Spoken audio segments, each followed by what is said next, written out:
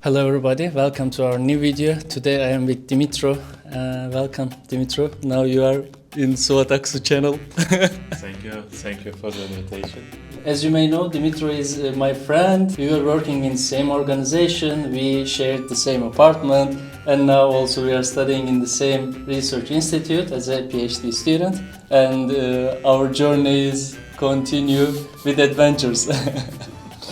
Yeah. Absolutely. So today we will talk about his work and travel experience. He already did his work and travel in United States United of States? America. When? Well, it's been in 2017. Yeah, 2017. So, okay, without further ado, you can briefly introduce yourself to our audience and then we can move on. All right. Well, so hello everybody once again. Suat already gave such a strong introduction to me. What I can add also is that I'm a youth trainer, so I practice non-formal education, and well, I used to have some project management experience as well. Well, I studied in different countries across European Union, in Ukraine as well. And currently I'm pursuing more my research activist career because I'm involved, let's say, academically, scientifically wise in Lithuania, but also I am involved into the political activism back to Ukraine. Yeah, and I think in a nutshell, I also do a lot of sports. Yeah. That might be another video. Exactly, thank you so much. So, okay, my first question is how you decided to go work and travel? And what was the application process? I think we need to get back to 2014 even, when I started my bachelor. For some reason, a lot of senior students, when we just started our journey, some of them went already for work and travel also. Some of them also were dreaming about that. The debate was like, very ongoing among the student circles. I also decided to check it out because I never heard about that before. Like, what is this program about? What are the benefits, what are the outcomes, what you have to do? Yeah, I mean, it turned out to be quite interesting, to be honest. And I decided, okay, what I need to do in order to be able to go there. Well, of course, you need a visa to United States, yes. which is, I would say, half of the process, or even more. But aside from that, also you need to pay some participation fee for all the different administrative costs, some also bureaucratic moments.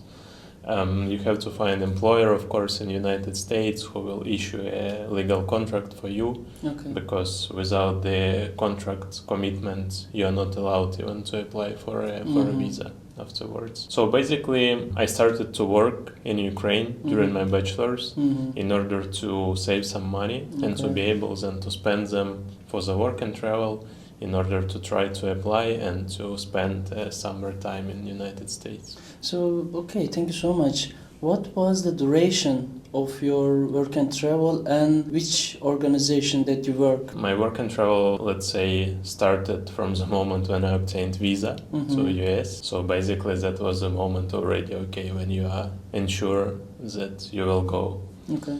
Yeah, it took place, I would say, 2 months in advance before traveling, and overall I spent 3 months and a half in US. Yeah, during the summer of 2017. Well, I went more or less mid of May and returned somewhere end of August of 2017. I worked as a lifeguard in the swimming pool. Okay. And also after, let's say, 1 month of my working experience as a lifeguard, I started to work also as a chef in McDonald's. So I was working during the breakfast time in McDonald's. And yeah, it was, let's say, worth of experiencing to do this kind of things, because they teach you a lot also in terms of, life circumstances, how you have to adjust, to adapt to the working environment across the ocean. Yeah, it's very interesting to hear. But working in McDonald's was the different part of the work and Yeah. travel, right? So basically, when I was applying for a visa process and was passing through all the legal procedures, my initial employer was as a lifeguard. Okay. So the Pool. company, pool management company, Okay. that are taking care about the swimming pools, whether within the private household, so it's a public swimming pool. And I've got a contract for this job initially when I was going to US.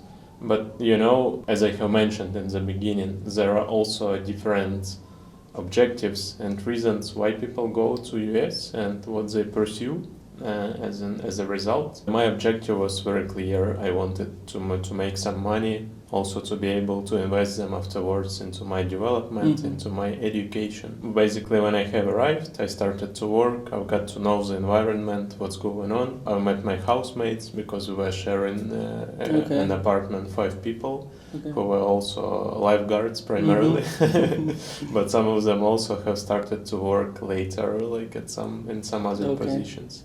Yeah, and then this idea came out because I went to McDonald's. I asked because it was next to our house, very close. Okay. I asked what kind of services do they perform, whether they need additional labor force, and so on. I more or less assessed my daily schedule as a lifeguard, and I saw that I have more or less mornings available in some certain days. And from that moment, then I applied. I went through the interview, and then 5 a.m. on the bicycle, McDonald's, and then into the swimming pool. It was very interesting. It's been tiring. I should admit, because I was working sometimes 15, 16 hours per day. But there was a reason for that. I knew where I'm going, I knew what I'm gonna do, and I knew why am I doing it right now, what I would like to have in the future from the outcomes that I will get here. Exactly. Yeah, it was interesting to hear you told 5 in the morning. So I wanna ask that, can you describe a typical day of yours? Let's say from the morning to evening, how you spend your one day in work and travel. I should be grateful also to the McDonald's management and administration, because they were quite flexible and they were helping us also to be able to merge both of the positions. I think I would have on average 2 or 3 days per week when I would work for both McDonald's and swimming pool at the same time. And the other days there was whether McDonald's or the swimming pool, so separately. Okay. So you wake up 4:30 a.m. in the morning. You just getting prepared yourself for McDonald's. You take then the change clothes in order to be able to work already as a lifeguard. You jump onto your bicycle, 5 minutes of ride, and you are in the McDonald's. So 5 a.m. The night shift is finishing their job, and the morning we are arriving. Okay. So we have to wash a lot of things. We have to swipe the floor also. Okay. We have to prepare different types of the scrambled egg, for instance. Just different notions of the meat, of the bread as well for the breakfast. And it starts much more active maybe from 7:30, so when people start coming for a breakfast. So then your workflow intensifies in 3 or 4 times. You need to work fast. You need to make a scrambled egg within 30 seconds maybe. Really? You need to crash eggs on the table. This kind of things, they were existing, and in the beginning it was a bit stressful, but then afterwards, over time, when you have also very funny colleagues, and there were some of them where I remember from Mexico, from Guatemala, also from some other countries, I don't remember already, some of the Latin American states. And some of them do not speak English and they speak Spanish, for instance. Really? And you try to communicate, but this is a work in process. Okay. You know what you have to do, and they help you also out. So then you basically wrap up your shift around 9:30 a.m., 10 a.m. more or less. Yeah, and usually my working day in the pool would start from 10:30 a.m. from 11. So I take also some stuff to eat because obviously Yes. in McDonald's, I Mm. mean, we could eat also. Yes. Yeah, and I'm just taking some food, and I'm jumping on the bicycle and riding to the to the swimming pool. Afternoon, right? No, No. in the morning, immediately after the shift in McDonald's, When the shift is over? around 9:30, 10 a.m. Ah, okay. I go to the change room. Mm-hmm. So I enter a change room as a McDonald's clerk, Okay. worker, and I come out from the change room as a lifeguard already in the blue jersey and in the black shorts where it's written guard, and with a very amazing hat. I mean, Okay. you had to see that. And then you just jump on the bicycle and you ride to the swimming pool. I used to work in 6 different swimming pools.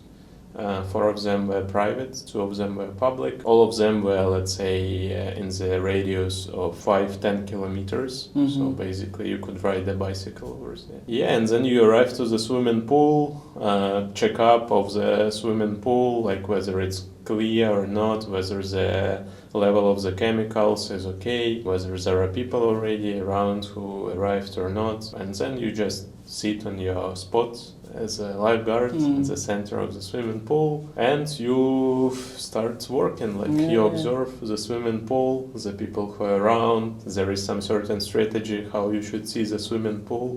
So, for instance, like on the diagonal, always like 8, It's getting boring a bit and sleepy, especially around the lunchtime, especially when outside also like plus 32, plus 34, while you are under the umbrella, but still. Yeah, this is the way how you then just check on the people that nobody is rowing in the water. Yeah, and then 7:30 p.m.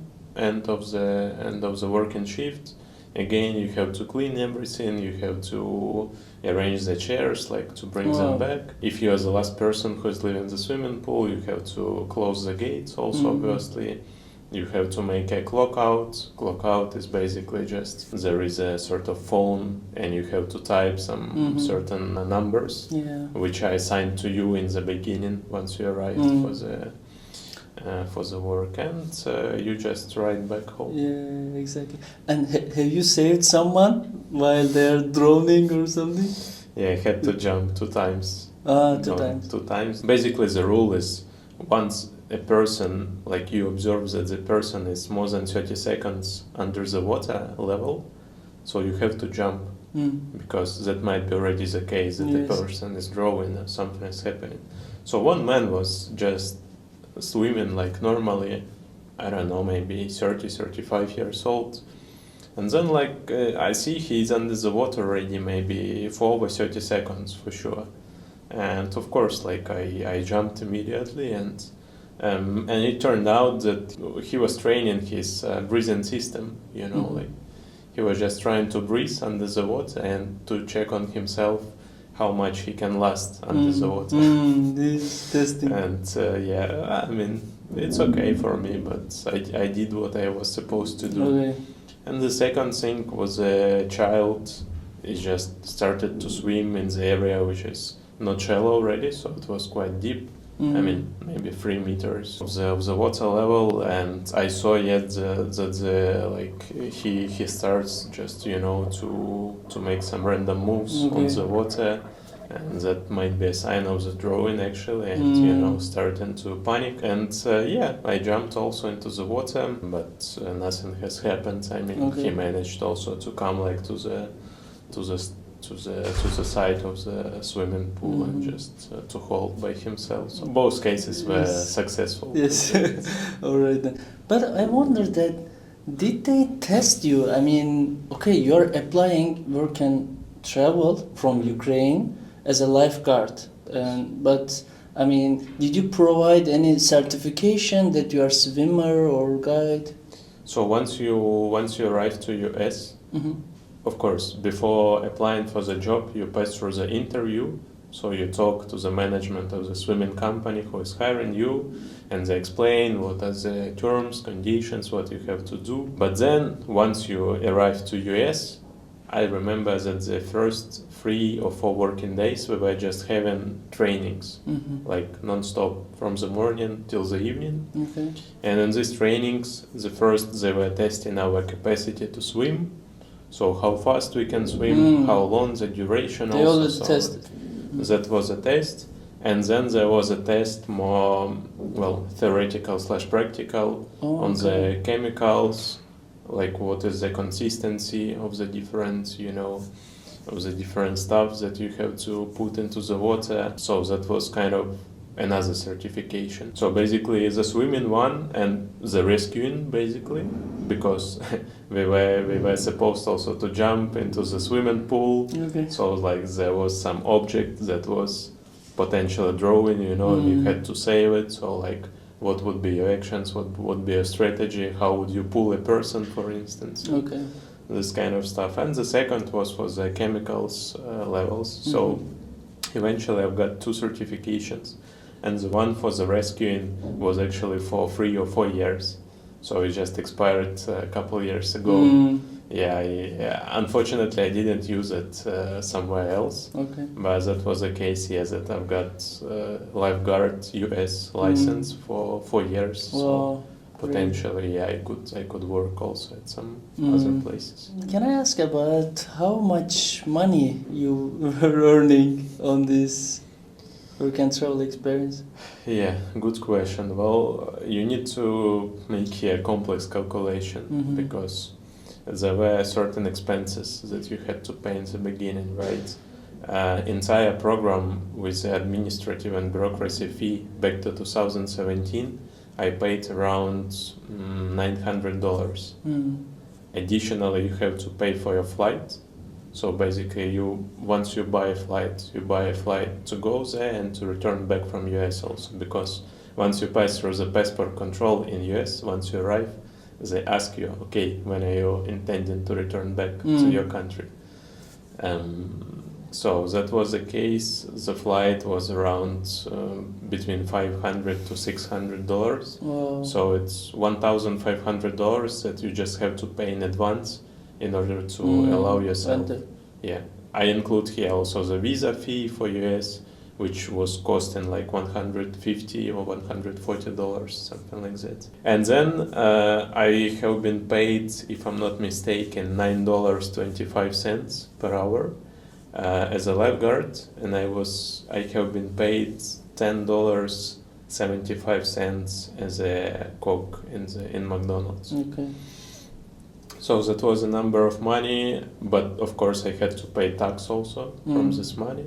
So let's say on average, I don't know, you would have like $7 per hour, like of the netto payment from the pool, and something like, I don't know, maybe $8.50 from McDonald's. Eventually, if we would consider all the expenses that I have done, all the full amounts of money that I have earned also during my stay, during these 3 months, it turned out in more or less $2,500 of the income at the end. Yes, so it's I brought like a with profit. me, of the profit, of the netto money that I was having on my card or in my pocket, roughly $2,500. At the end of month? No, at the end of the entire program. Entire program? Yes. Okay. Everything that I had. But this is including that I did travels also across the country, because the program is called Work&Travel. Yes. So there are some people, of course, who work, non-stop. But there are some people also who, sometimes when you have a weekend, you can try to go. Another states. Yeah, since I have been based 60 kilometers from Washington, D.C., so it was in Maryland state. I went to Washington a couple times. I went to the New York because, it was like 3 hours, And then at the end of my stay, I took last 3 or 4 days, and I flew down to Chicago and then I was going back by bus to New York because I was flying back from the New York, and I passed also through Philadelphia and Boston, if I'm not mistaken. I didn't manage to go to the west, you know, to the Los Angeles and Yes. San Francisco and some other places, but well, maybe some other time, I mean, who knows. But the travels were worth of that, of course, also because you see the other side of US also. Like I really like Chicago, for instance, where I went for a couple days. Yeah, so and I went also to Annapolis, which is a very old, like quite ancient town, also in the area, and they had a very nice water park, you know. So that was roughly amount of money, considering that all the travels I have done, all the expenses for the rent of accommodation, because we were supposed to pay for accommodation also, and it's not really cheap in US, trust me. So yeah, that was the result. I mean, I'm not saying, you know, that it's small or big amounts of money. It definitely could be more, but definitely could be less as well, because I met the people who came also to party, to have some fun in US, you know, so like they were going, they were working 7-8 hours, but then they just go somewhere else. Like me, I had my own objectives, you know, and then I think the main outcome, what I actually have got from this experience, I was able to afford to myself to go for masters abroad. So I went to study in Italy, basically investing all my profit and money that I got in US. So I somehow invested them further into my education. Exactly. Thank you very much for your experience sharing. It was really nice, and I think if we continue it, we will talk over 1 hour. So yeah, but it was very interesting to hear. And I would like to ask my last question. What are the biggest takeaways that you get from this experience, and what will be your suggestion for people who want to do work and travel? Oh, it's not that easy. The takeaway is to know, and the suggestion at the same time, you have to know why would you like to go there, what you would like to have eventually. So what's your objective, and then according to your goal already you start to adjust also your way of life and work over there, you know. Because again, if you came to work, then it makes sense that you work on 2 positions. I met some people who were managing to work at 3 positions at the same time. I don't know how, like, they were not sleeping or what, but yeah, they have done that. I met also some people who arrived over there. They were mainly also from the region of Eastern Europe, let's say. And their goal was to stay in US further on. So they were going to stay illegally, and then already after some period of time to apply for some papers, because, you know, according to the Work and Travel program, you're obliged to return back to your country. So first, objectives. Secondly, travels are definitely worth of that, and this is a recommendation and suggestion. So once you come, even despite all your workflows and your working commitments, please find some period of time at the end and go to see surroundings, go to see architecture, the nature, I don't know, some entertainment facilities, maybe some football game or rugby or whatever. Yeah, maybe one more recommendation and suggestion would be is to start preparation process for the work and travel in advance. I would say 8-9 months ideally. So if you plan to go during the summertime, October of the previous year, September, October of the previous year, you have to start figuring out where would you like to work potentially, which state you would like to go, what you would like to do. I was also using the services of the agency that was specializing on the sending students for the work and travel. Yeah. So, and eventually why I decided also to use their service, because afterwards they helped me to get my taxes back, and maybe after 1 year, I think summer of 2018, I have received around $1,000 of taxes. Wow, that I have paid, like between $900 $1,000. Yeah, because in US there is this option that once you are, let's say, working according to legislation, you abide by all the laws. And if you're a foreigner, you go back to your state of origin, you can inquire for the return of the taxes. So basically I've got, this fee, and I'm very grateful. I mean, of course, I had to pay also some like $200 or $300 for their services, but it was worth of that. Yes, so it's worth it, yeah. So that would be my key recommendations and suggestions. Yeah, language learning also. Yeah, I mean, I went there not with fluent or advanced English, apparently. But yeah, I mean, I would say that US experience was a crucial one for me to advance in terms of American English. Okay. Though I prefer British style. I will put your first English interview video under this video in your channel. You can do as you want, what you want. Alright, Dmytro. Afterwards, also, once I have returned from US, I was still having my last year of the bachelor, and I was working already in Ukraine while using my English language skills. Yeah. Because I started to work in a call center. Okay.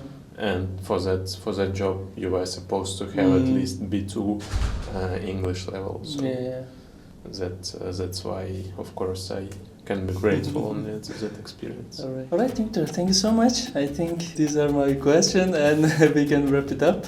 I hope it was useful, but also interesting. Yeah, exactly. Thank you very much for watching this video. I hope Dmytro's experience inspire you to travel abroad, to work and travel in United States. As you heard, his takeaways and suggestions, it's give you lots of opportunity in terms of financial status, language learning, and personal and professional skills. We will be continue for our next video with Dmytro, and stay tuned for that videos. And if you have any question or comments, please share under this video, and we will try to help you out. See you at the next video. Bye bye.